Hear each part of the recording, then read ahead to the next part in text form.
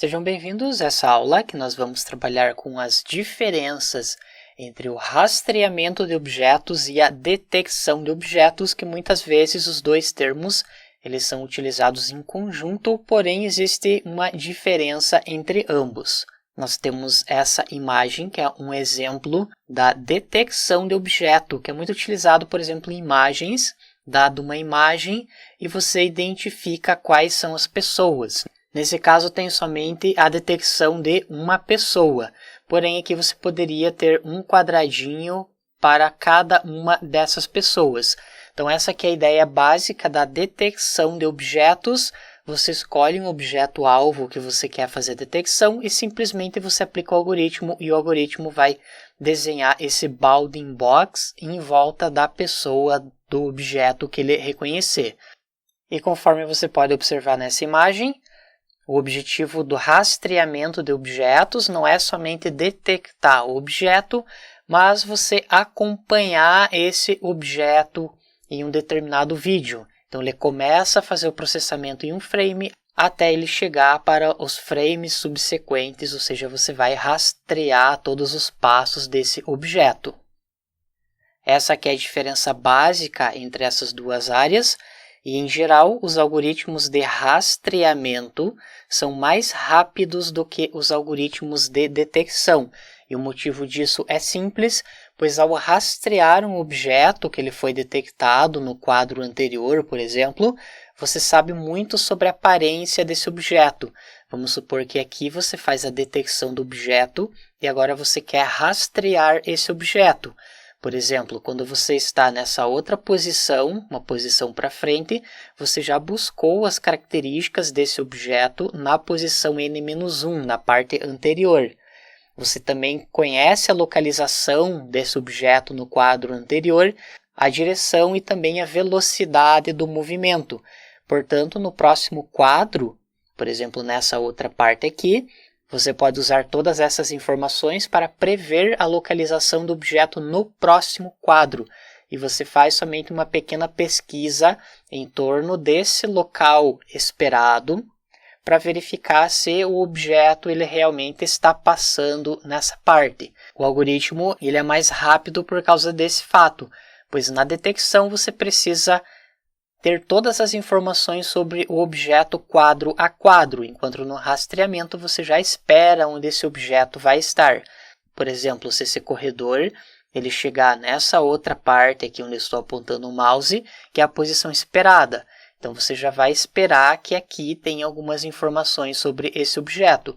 E vamos supor que, por algum motivo, ao invés desse corredor no próximo quadro, ele vir para a direita, para frente, ele vai para baixo, onde eu estou apontando o mouse.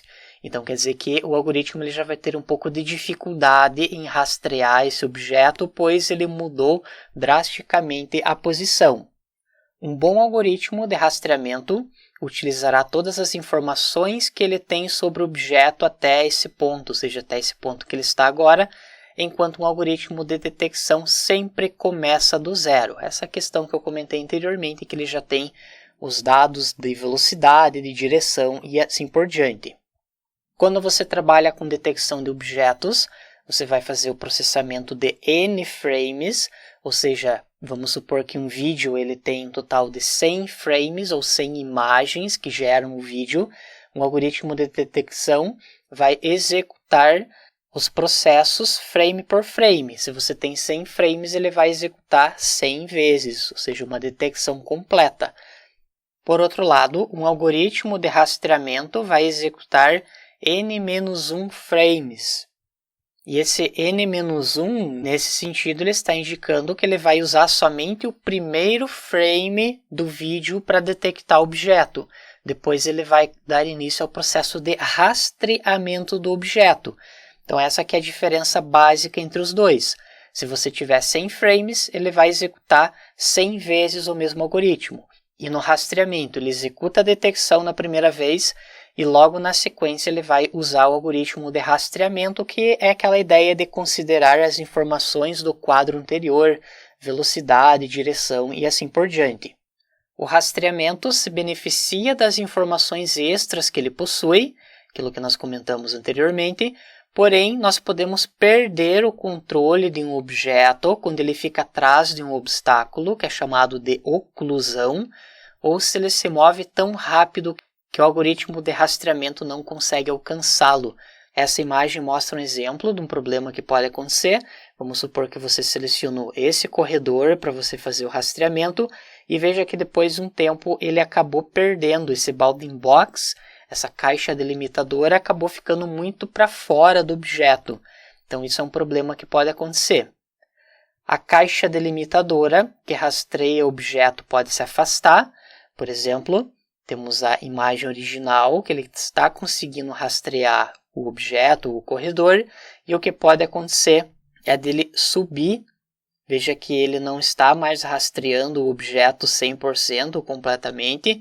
Aqui nós podemos observar nessa parte do vídeo, inclusive, que ele acaba misturando um pouco a perna com essa parte azul da pista. E isso pode acontecer por causa da velocidade do corredor, então ele pode acabar se afastando e acaba até, inclusive, pegando uma parte do outro corredor que está nessa parte de cima.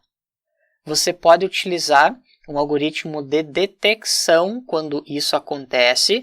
Vamos supor que nesse caso aqui, ele perdeu o objeto. Se ele perdeu o objeto, você pode executar o algoritmo de detecção novamente para ele recuperar esse objeto e continuar rastreando. Então isso é muito comum, utilizar as duas técnicas em conjunto, detecção e rastreamento. Inclusive nós teremos uma parte no curso que nós vamos trabalhar com essas duas abordagens. Que primeiramente nós vamos fazer a detecção do objeto e vamos pedir para o algoritmo rastrear. Só que depois de um tempo, o algoritmo vai perder o rastreamento, o objeto vai sumir, por exemplo. Aí nós vamos executar o algoritmo de detecção de novo, ele recupera o objeto e aí sim nós conseguimos manter o rastreamento. Resumindo, nós usamos um detector para quando o rastreador falhar. O rastreamento pode ajudar também quando a detecção falha. Nesse caso de cima, nós podemos executar o algoritmo de detecção quando o rastreamento falha. Porém, quando a detecção falha, nós podemos utilizar um algoritmo de rastreamento. Nesse caso, vamos supor que você quer fazer o reconhecimento facial. Veja que nessas imagens as pessoas estão com a mão na frente. E mesmo tendo essas pequenas oclusões, ou seja, as partes estão escondidas na imagem, um algoritmo de rastreamento vai conseguir fazer essa identificação. Vamos supor que você esteja executando um detector de rostos, de faces, em um vídeo e a pessoa fica obstruída por um objeto ou pela mão. É provável que o detector de faces vai falhar. E um bom algoritmo de rastreamento, por outro lado, lidará com algum nível de oclusão. Isso acontece porque o rastreamento leva em consideração a localização e a aparência do objeto no quadro anterior. Então ele vai identificar, por exemplo, que no quadro anterior essa pessoa ela não estava com a mão na frente. Quando ela coloca a mão na frente, ele vai continuar rastreando a pessoa pelo fato de que ele já tem essas outras informações sobre essa outra parte direita do rosto dessa pessoa, por exemplo. Temos essa outra frase que indica que o rastreamento pode preservar a identidade de um objeto. E aqui tem um GIF com uma animação. Primeiro ele tem a detecção, ele vai fazer detecção de pontos. Perceba que ele consegue detectar vários pontos vermelhos. E essa questão dele preservar a identidade, note que quando ele começa a rastrear um objeto, ele sempre mantém qual posição que esse objeto está, ou seja, para onde ele está indo. Então, nesse caso, no primeiro, ele considera somente a detecção. E aqui, com o rastreamento, se você, por exemplo, tentar selecionar um objeto ou um ponto vermelho, fica difícil você acompanhar esse ponto. Já quando você está trabalhando com o rastreamento, se você selecionar um desses pontos, você vai ver que você consegue acompanhar ele sem problemas. Aqui temos uma pergunta bem comum. Por que precisamos do rastreamento de objetos? Não podemos simplesmente detectar objetos em todos os quadros? Então aqui temos algumas discussões sobre esse assunto. O primeiro é a questão da identidade, conforme nós vimos anteriormente, que você rastreia um objeto, então você tem uma identidade desse objeto. Isso quer dizer que um objeto tem a sua própria identidade, então você consegue acompanhar os movimentos somente daquele objeto.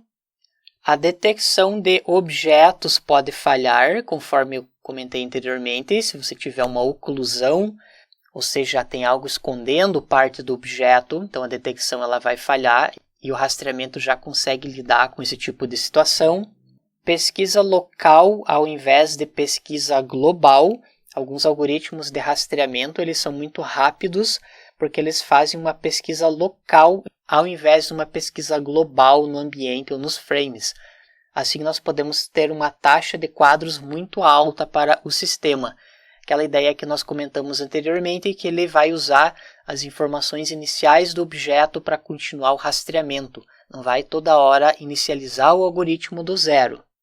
E aqui, por fim, nós temos essa integração entre a detecção e o rastreamento, que são conceitos bem úteis que eu havia comentado que nós vamos fazer a implementação passo a passo dessa combinação. Ou seja, quando o rastreamento falhar, você pode utilizar um algoritmo de detecção. Esse algoritmo faz a detecção novamente do objeto e manda para o rastreador continuar rastreando esse objeto. Isso pode acontecer quando o movimento de um objeto é muito grande e um algoritmo de rastreamento pode não ser capaz de acompanhar. E muitos aplicativos do mundo real, a maioria deles, as aplicações comerciais, utilizam a detecção e o rastreamento juntos. E na próxima aula nós veremos alguns algoritmos de rastreamento de objetos. Obrigado e até lá!